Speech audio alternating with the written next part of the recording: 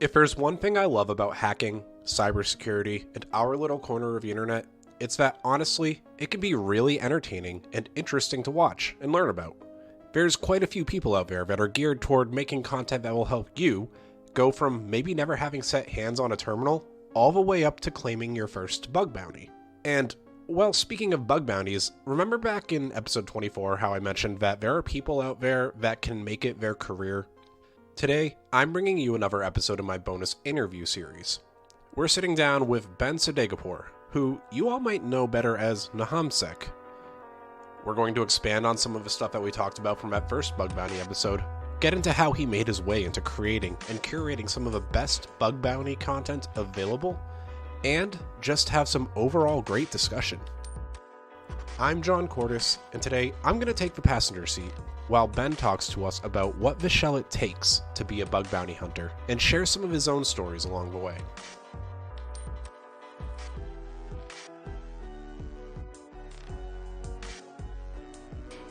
Before we get into the episode, I have one little bit of housekeeping that I want to bring up.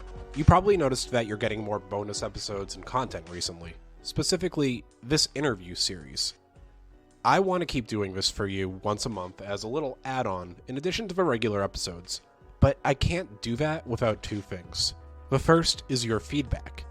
When you're done with this episode, head over to our Discord, the link is in the description, and let me know if there's anything you'd change or anyone you'd like me to try to invite on. That will go a long way toward making sure that I'm giving you content that you enjoy and that you'll keep listening to. The second way you'll be able to get more bonus content like this is through my Patreon. I've got a full spiel at the end of this episode, so I won't do it here, but supporting me there will help me to be able to provide more and better content for everyone. You can find that at patreon.com/whattheshell, and I'll get into some of the finer details at the end of the episode. Alright, I think that's enough of that. Let's head to the main course. So Ben, thank you again for joining in for this. Just to kind of introduce yourself to my audience, can you take a second to give us a little bit of an intro as to who you are and what you do?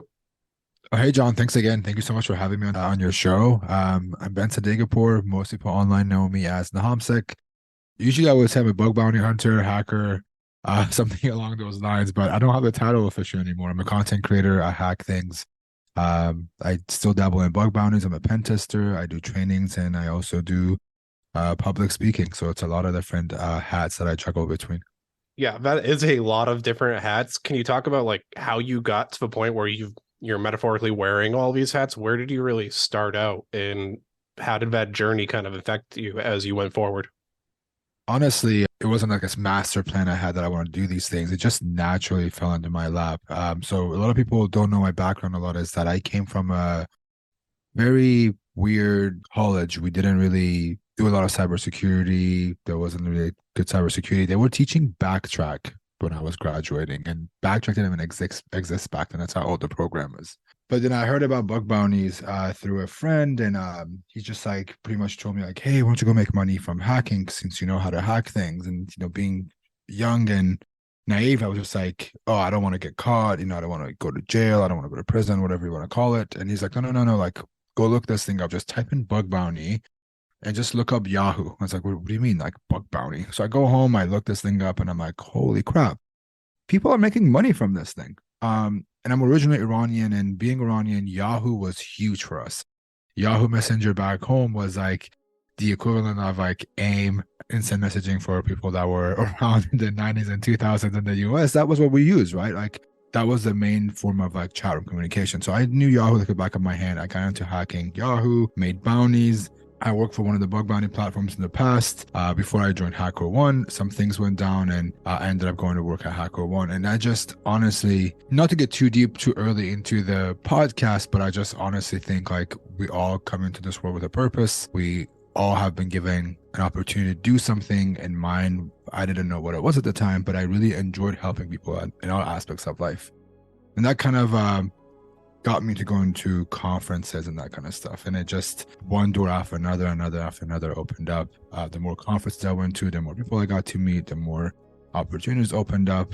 And then with the COVID stuff happening, it just gave me an opportunity to push myself even more online because I no longer could go to conferences. I no longer could go to these different events and life hacking events and that sort of stuff. So I really had to do more work on my own without relying on all of these conferences. And for the people in my audience that don't know, you actually started your own conference, NahamCon.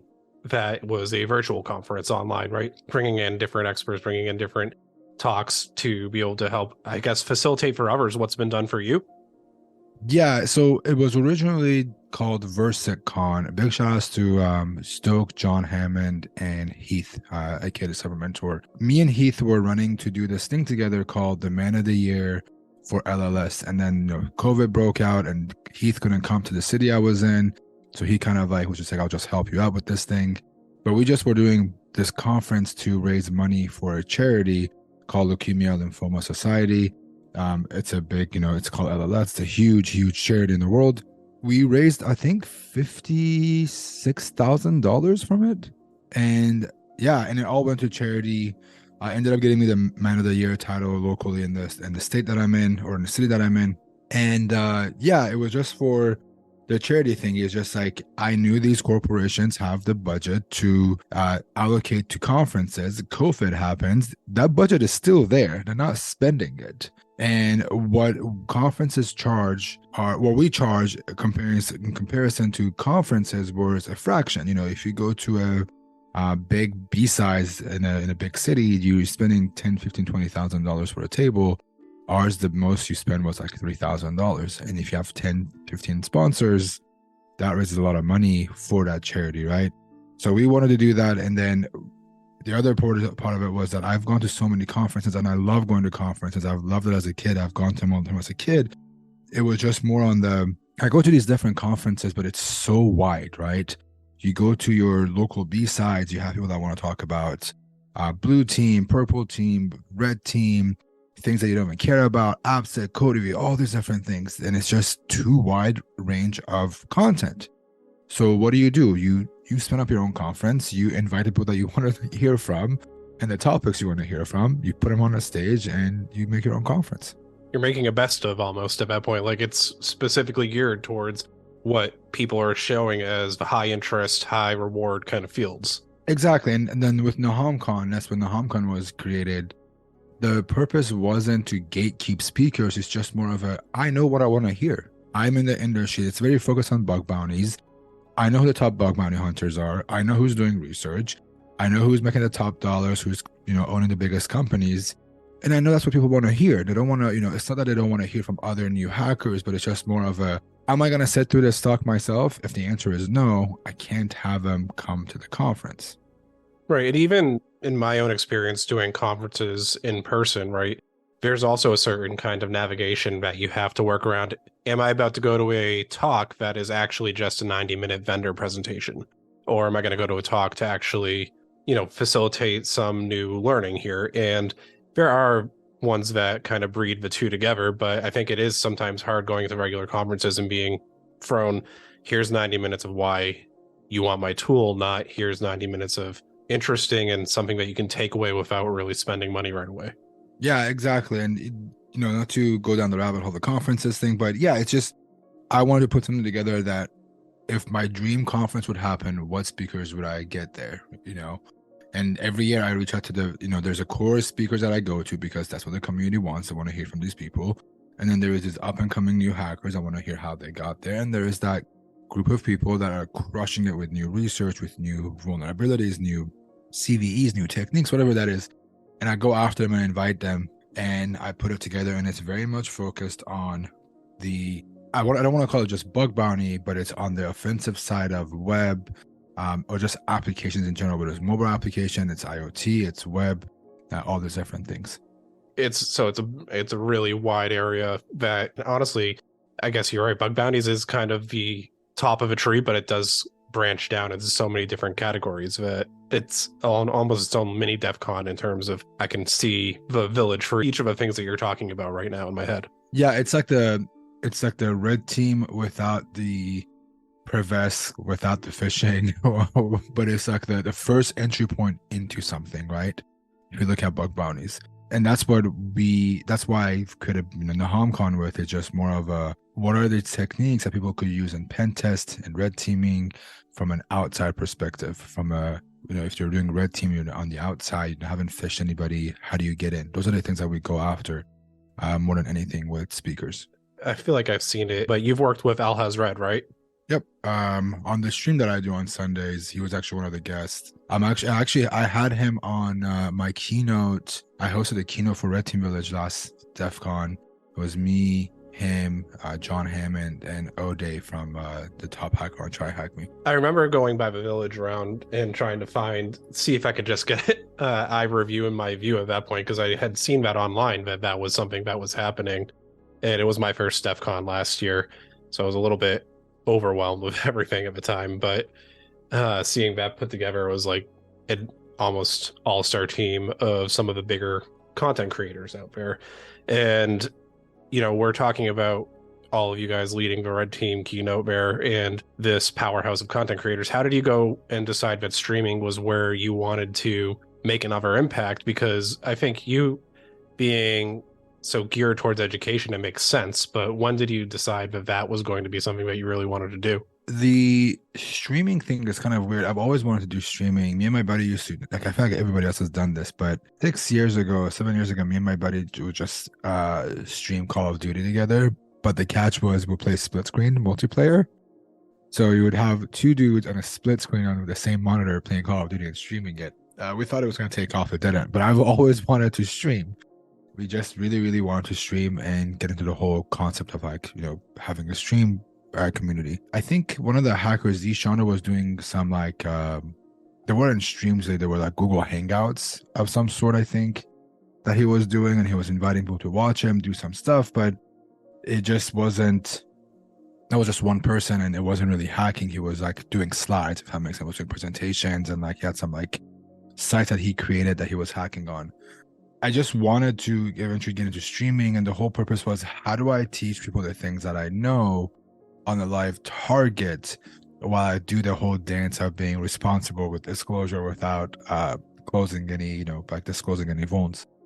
Streaming just felt like it was the easiest way to do it, because you have the audience that interacts with you while you do something fun, versus it's not slides. I hated slides. I was going to so many conferences that the whole idea of going to doing more and more slides just made me just uncomfortable, if that makes sense. Yeah.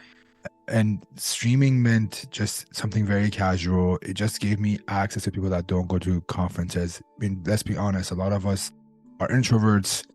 Conferences are overwhelming for us socially, right? When you go there, it's a lot of social interaction. I personally, a lot of people, because I stream, think like I'm super outgoing, but I have a limit. I hit that limit on my first day, and then after that, my social battery is completely drained. But streaming isn't like that. It's just, I'm in my own comfort of my room, doing something that I want, when I want, how I want it, and I don't have to play by anybody's rules. And it just turned out to be something really fun that I honestly think was one of the best things that I did, and it changed a lot of things for me. I think even with what you're talking about, there's the same thing on the audience side, right? You can't stop a conference midway through a live demonstration to ask a question very easily, right? But if I'm an audience member watching your stream, it's also slightly easier. You don't see me, you just see my username to ask a question for what you're doing. Why, like, Ben, why are you doing this? I feel like it should be done this way, or I'm used to doing it this way. Can you explain that a little bit? And it can prompt a whole segment of a stream for that kind of education, which I don't think you get at the live shows very often. And then it puts the audience back in that comfort place. Yeah. And the other thing is, like, I compare hacking to what gaming used to be about 12 years ago. If you think about it, like, gaming was this thing that, like, a bunch of nerds were doing. Oh, who plays video games? Like, oh, why are they streaming? Who's gonna watch them? Like, I feel like that was the entire thing around gaming, how people looked at it. It was not when people game, but who's gonna watch a game online, right?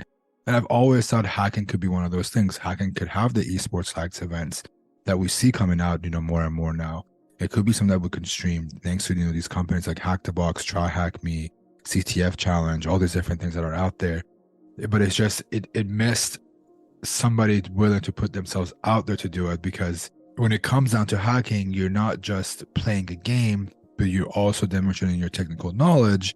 And the more streaming you do, the more you show your flaws, the more you show how much you don't know, how much you have to Google and that sort of things. And a lot of people don't want to do that, honestly. It's like a resume almost for you. If you archive your streams and you ever apply for a job, someone can say, I'm just going to pull up, when he did this, and I can watch him do something live.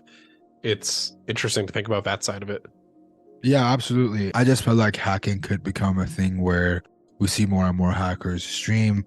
I'm not going to take credit and say I was the person that made that happen, but I feel like I played a role in welcoming people and pushing more and more people to be okay with being on stream, more people turning on their cameras while they stream, more people doing, these hack the box challenges and putting themselves out there. And now you see there's, I think, hundreds of people that do that nowadays. And I see when I first started doing this, when I would look for the word hacking on a science and technology channel of Twitch, sometimes I wouldn't find anybody. Now when I do that, there's at least one or two people streaming when I sign off that I can raid into their channels. It was something I tried at one point too. I tried doing the Hack the Box walkthroughs for a little bit while I was studying for OSCP. I tried doing Twitch streaming. My schedule couldn't keep up with it, and podcasting ended up being where I landed, which I'm very thankful for. But I see how hard it is to do that, and I'm impressed at you and Al and the guys who do this multiple times a week, sticking to that regimen, being able to put all that content out there and keeping your energy levels up about it. It must be hard avoiding burnout. It is really hard, man. It was the more years I've gone through, the harder it's gone. At first, it was really easy because you wanted to become that affiliate. You had to put in the hours. Then I wanted to become, a Twitch partner, so I had to put in the hours. And then I just realized I'm giving up half of my life. I was literally streaming Thursday, Friday, Saturday, Sunday, Mondays between 11 to 2. So I had no weekends. Yeah, I get the notifications when you go online, and sometimes I'm like, where it wasn't there just to stream? Yeah, and it's mostly, you do those 11 to 2s every Sunday, every Monday, every Saturday, Sunday. It's to the point that my friends would come over and would hang out and be like, oh, you want to go camping or you want to go like hiking tomorrow? And they're like, oh, but you got to stream. And then that just became a pattern with all my friends. And I was like, holy crap, man, like I really don't have a life anymore. That's all I'm doing.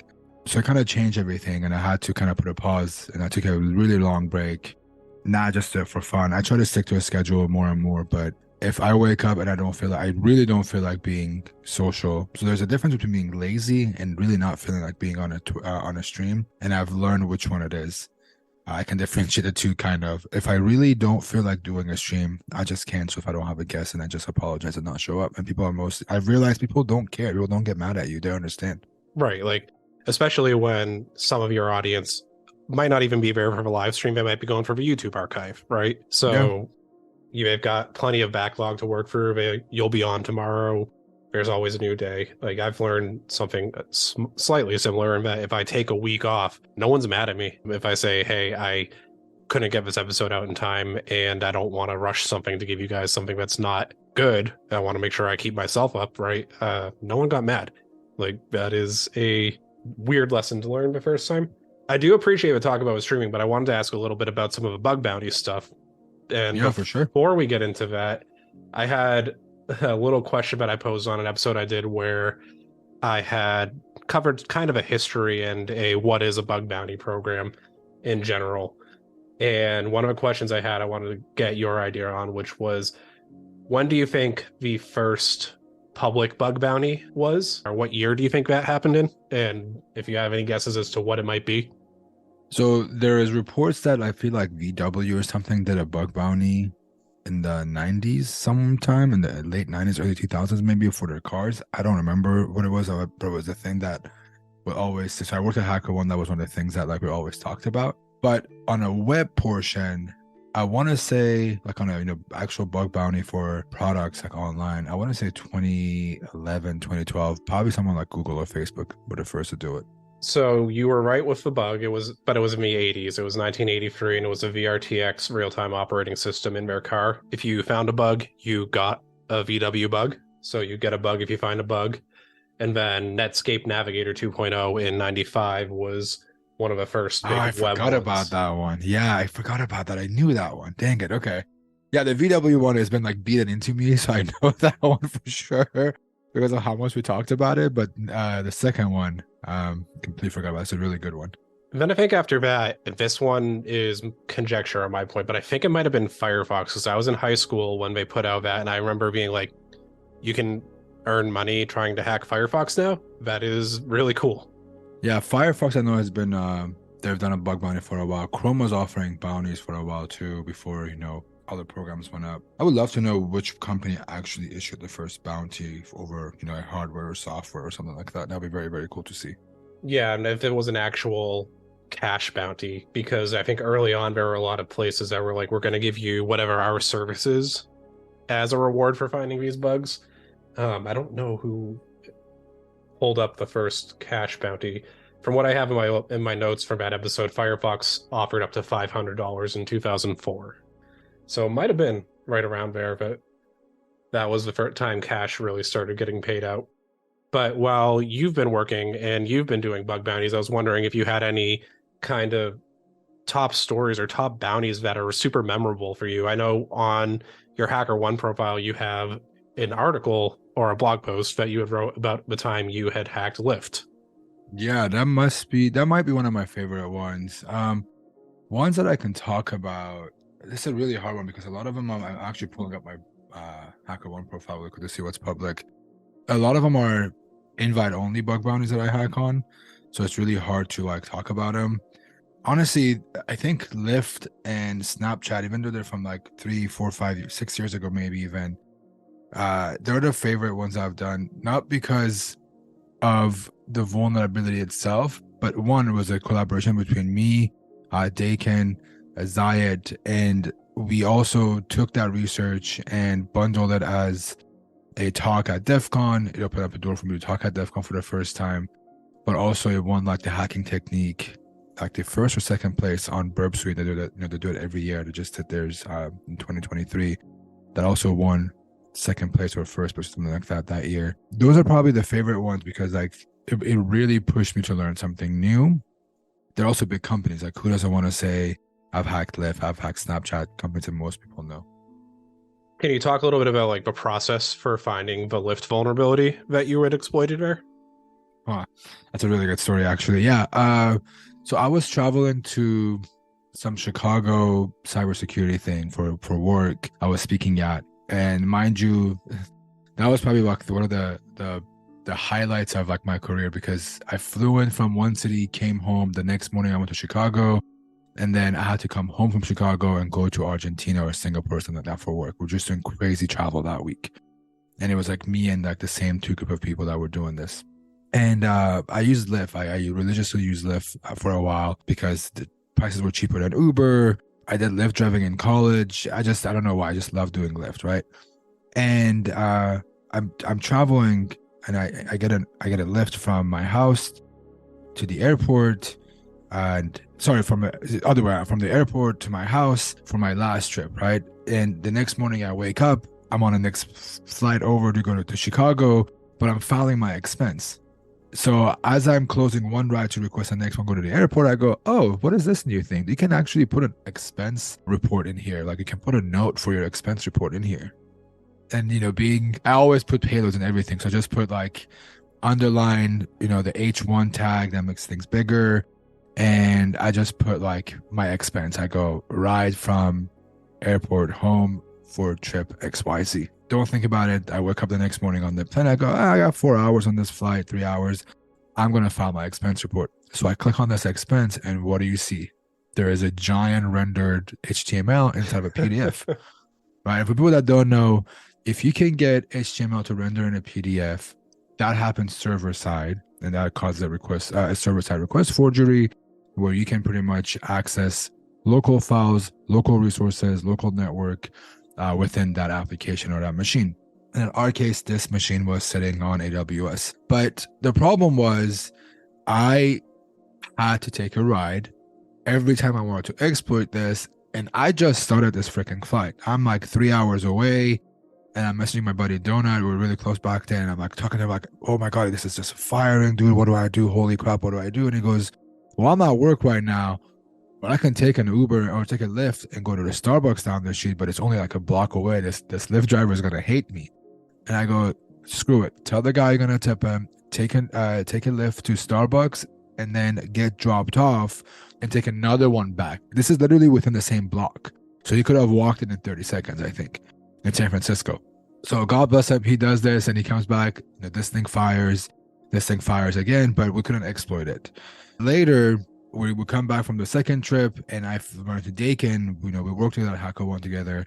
And I go up to him like, hey, listen, like I have this vulnerability, but I can't exploit it. And we're in New York at this point. And we were just owning things all week long, me and him. We're just hacking bug bounties because we're at work, we're at an event, but a lot of free time. So we're just hacking a lot of things. And he goes, screw it, let's just take a look at it. So we take a look. There's a video about this whole thing. Stoke was there. He recorded the whole thing. Dakin and I sat there and we realized that my payloads weren't fully firing because the quotation mark on a mobile device isn't the same as what you need to close the quotes in an HTML. Does that make sense? It's like the sideways quote and not the regular double quote that you use in HTML. Right. It looks similar, but it's not the exact same thing on the back end. Correct. It's slanted to the right or left, depending on where you do it. And then we realized that, and then Dakin and I pulled the header. It was Wheezy print, and we actually dropped a Wheezy print O-Day on them to be able to fully exploit this. So we're in New York at this point, and me and Dakin are just taking $20 rides around New York just to try this thing out the next day. We finally were able to exploit it, which was the story of it itself is a lot more fun than the bug. And the bug was paid out maybe like a couple $1,000s. I don't even know what the bounty was, to be honest, but it was such a fun little event that we had, me, Dakin, Zayed, and everyone that was involved with getting rides for us, that made it very, very fun. And then we later used that O-Day into a CTF just because we wanted to see how many people can actually own this thing. And turns out everybody that participated could own this as long as they knew the header, because it's an open source project and you can read the source code and exploit it. So really, it all just boiled down to you being curious about this new field. Is how that started. You recognized that's new. Let's see what happens. And, the ball just kept rolling. And however many Uber rides or Lyft rides it was after that point just brought you on that little journey. I wonder, did they cover the Lyft rides after you reported it to them? Like in the bug bounty, was your Lyft ride reimbursed for the amount of times it took to actually get a functional exploit working? I think HackerOne reimbursed me for most of them because we're just taking rides to go get food and that kind of stuff. But to be honest, we didn't care. We wanted to hack this thing so much. First, the answer is no. They just gave us a bounty. The bounty wasn't huge, but honestly, it was just more of it was such a beautiful vulnerability. It was such a beautiful process. We had so much fun with this thing that it was just incredible. So if people that are reading this, just to go to YouTube and type in hacking Lyft and then put Stoke next to it or NahamSec next to it, it should come up. And it's such a funny video to see us just go through all the motions and just see the irritation on my face and that sort of stuff.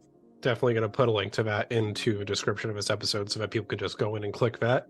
Sounds like this Lyft one was a really fun and positive experience in bug bountying, but I'm wondering, have you ever had anything on the flip side of that where either working with a vendor or putting the time in to try to crack a bug has just been an overall negative experience that you left yourself at the end of it all just really wanting to back away from the computer for a bit?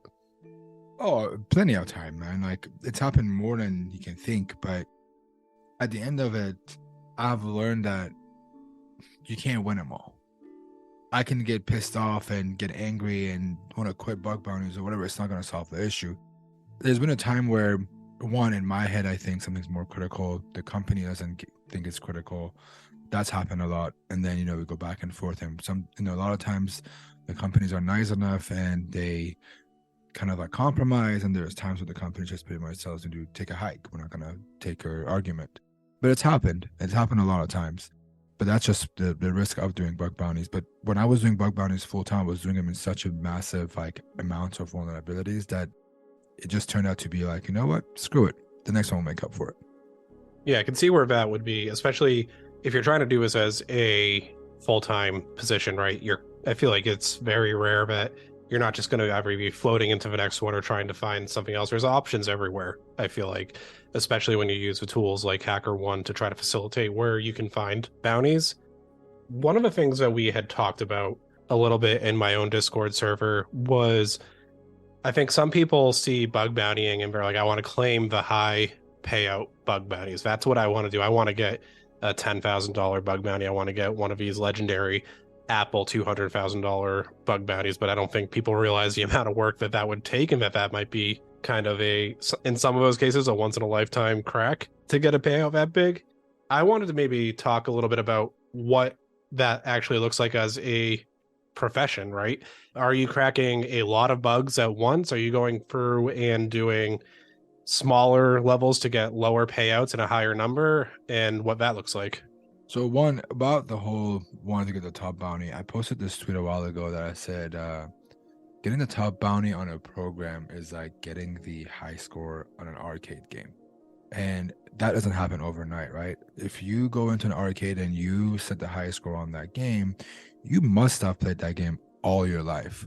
Every day you've played that game for a while because you became good at it, right? So it doesn't happen overnight. People that think like, oh, these guys are getting these top bounties.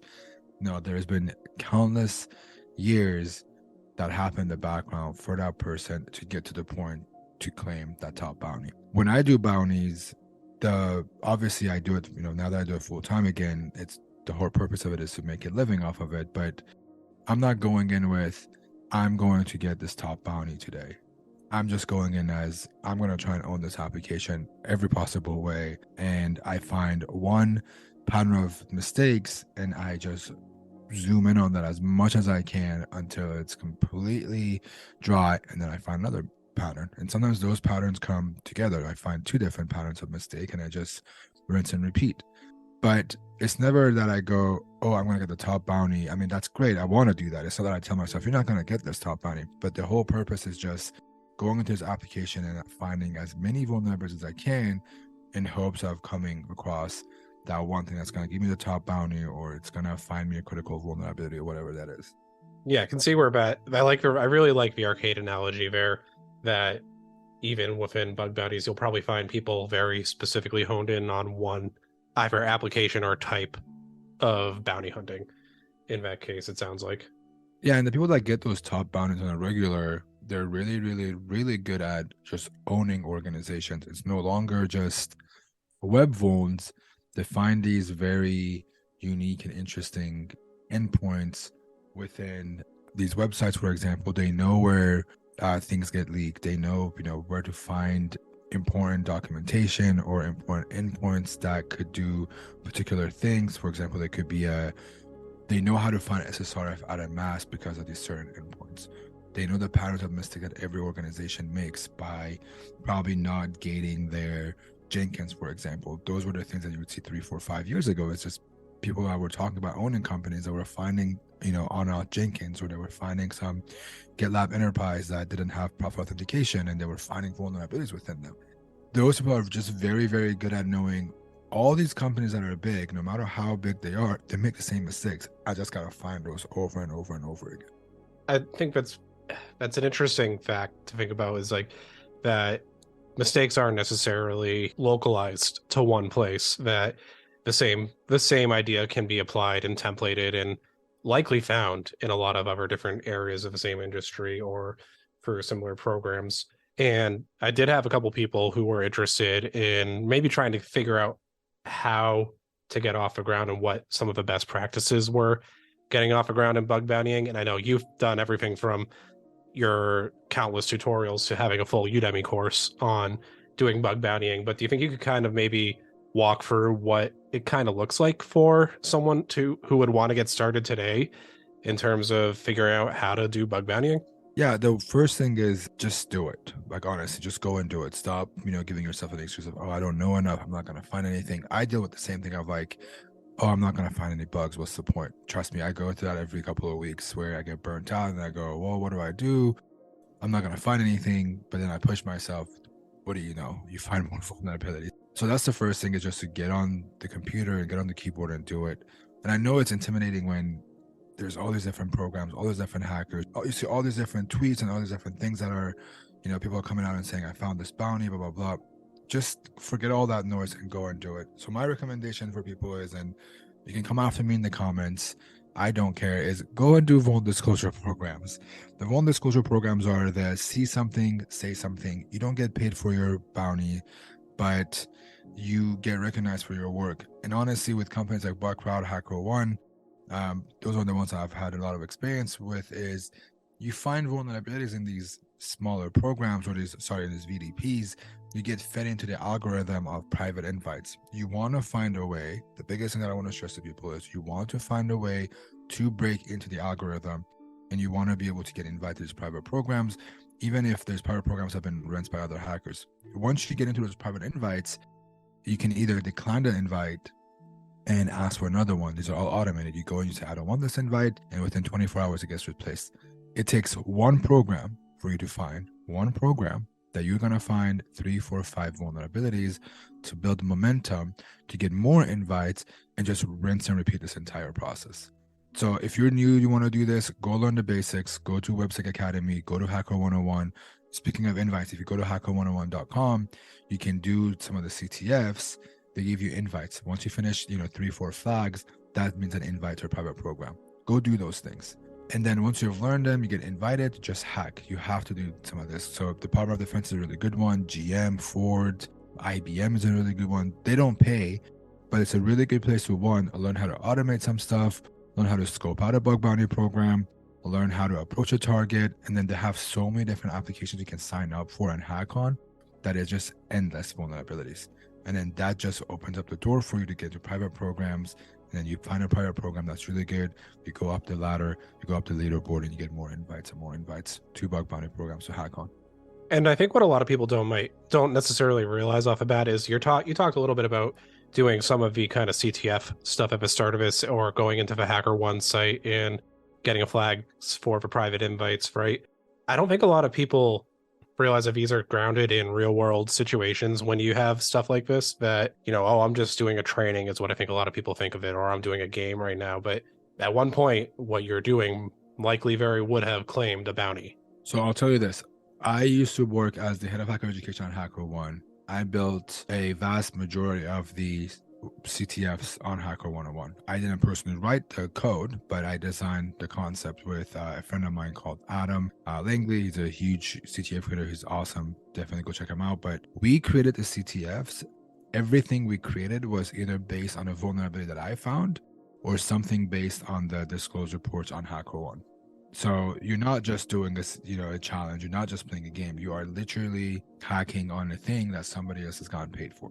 Right. And if you're taking notes and if you're figuring out how to do it through this and you come out of that and you're actually able to do it, it's a tactic that you can probably take somewhere else or integrate into your own life cycle as you're doing this from now on, because it's worked at some point.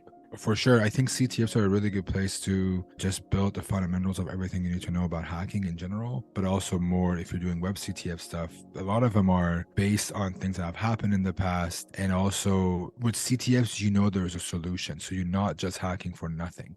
You just have to figure out what the solution is. And if you can build that mindset for bug bounties, it's insane. I've seen some of the best CTF players that we've recruited with Hacker 101 when I was back at Hacker 1. These CTF players are relentless, dude. They would find things that we didn't think was possible because their mindset is there is a solution. So it gives you really good skills, and they're very transferable to real world and like hacking. Well, what you're talking about just going in and doing it, that's very similar to what I tell people who want to get into CTF. So when I first started doing that, I was like, I was intimidated by it. I didn't know exactly what I was going to be doing with it. But when you start in and you go in doing it, if you have the right mindset, yeah, you're going to be doing a lot of Googling in terms of, can I exploit this and where has this been exploited in the past? But if you can push through that and plow through that and just get into it, it's the same methodology, right? You're going to eventually find yourself doing what you had to search for earlier, but now it's just ingrained in you. Absolutely. So for sure, go and try CTFs. And if also you're scared of getting into these big CTFs, Pico CTF is a really good one to learn the basics. It teaches you a lot of the things you need to know about just fundamental internet things that help you with hacking. So I really recommend Pico CTF as well. Yeah, I'm going to have that. And honestly, I'm probably just going to have an information dump in the description and on my website for this episode, because there's going to be a lot coming out of this that I want to share with people. Honestly, in terms of the stuff that I had hoped to cover, we hit the top of it. I'm wondering if you have any kind of advice or any kind of words of wisdom you would give, having been several years into content creating, many years into bug bountying at this point, that you'd want to share out. Not a whole lot, honestly. Some of the things that I wish I knew is just be easy on yourself. I'm not saying don't be disciplined. I'm not saying don't be ambitious, but just know that things don't happen overnight. It takes time for it to be built. So it just comes with patience and, just giving yourself time and not being super hard on yourself. The biggest other thing is just have goals, be ambitious with your goals. and honestly just show up to try and accomplish those things that you want to accomplish. Yeah, just show up is probably the best phrase to start off. Just sit down in a chair and get going. Yeah, show up for yourself. It's the best thing to do. This is the best way to put it. Surprisingly hard, but also good. Yeah, for sure. Thank you for coming on. I really do appreciate you taking the time to sit down with us on this episode. Yeah, of course. Thanks for having me. And hopefully people got to, learn something from this. So I at least enjoyed me rambling about, hacking and bug bounties.